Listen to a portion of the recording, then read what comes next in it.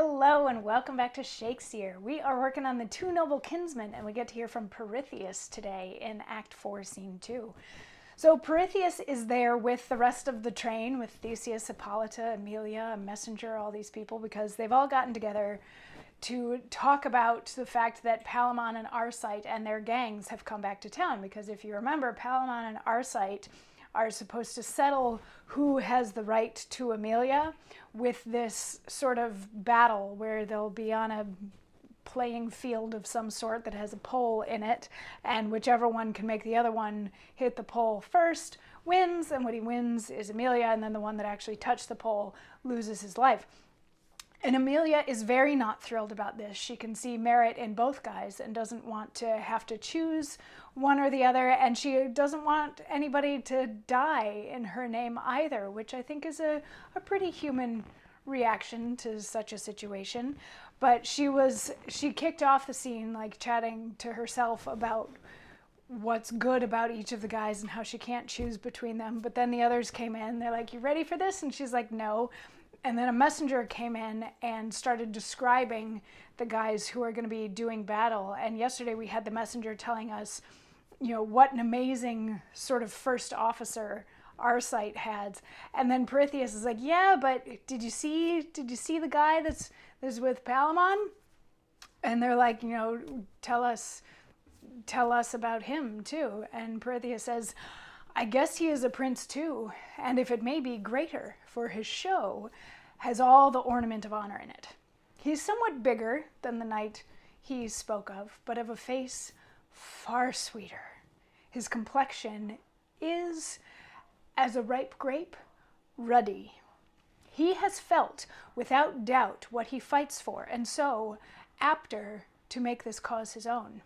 In his face appears all the fair hopes of what he undertakes. And when he's angry, then a settled valor, not tainted with extremes, runs through his body and guides his arm to brave things. Fear, he cannot. He shows no such soft temper. His head's yellow, hard-haired and curled, thick twined like ivy tops, not to undo with thunder. In his face, the livery of the warlike maid appears, pure red and white, for yet no beard has blessed him. And in his rolling eyes sits victory, as if she ever meant to correct his valor. His nose stands high, a character of honor. His red lips, after fights, are fit for ladies."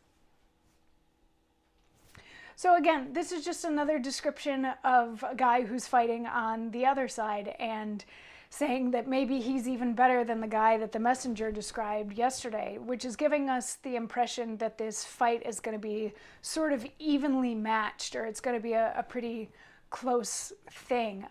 But yeah, he's saying this guy is a little bit bigger than the guy that the messenger talked about, and his face is kind of reddish, but he doesn't have a beard yet. He's got blonde hair that's really curly, and he has this sense of about him. Pirithous is impressed by this guy and says that he's also the sort that once the fighting is done would be apt to make out with the ladies. And Emilia is like, "Seriously, do all of these guys have to die for me? Like, is it just Palamon and Arcite that are going to die, or all the men fighting with them, do they all have to die for me?"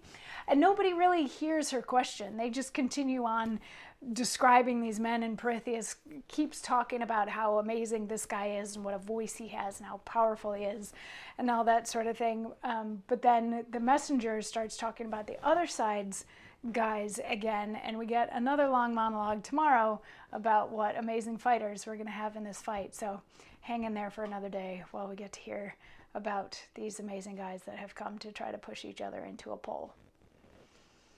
Super exciting, and a nice long intro to this battle. Yeah. Anyway, come on back tomorrow for more. There's more after that. It's going to get interesting, I promise. It's going to get interesting. Anyway, I will see you tomorrow for more. Mwah.